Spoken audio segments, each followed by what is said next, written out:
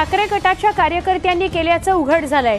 वैभव नाईक यांचे कार्यकर्ते बाबा आगणे आणि बाबा सावंत यांनी काम केल्याचं समोर आलंय। उबाठा गटाच्या कार्यकर्त्यांच्या मजूर संस्थांमार्फत सुशोभीकरणाची कामं करण्यात आली आहेत अशी माहिती सूत्रांनी दिली आहे। शिवरायांच्या पुतळा कोसळण्याच्या प्रकरणामध्ये वेगवेगळ्या अँगलने तपास सुरू आहे।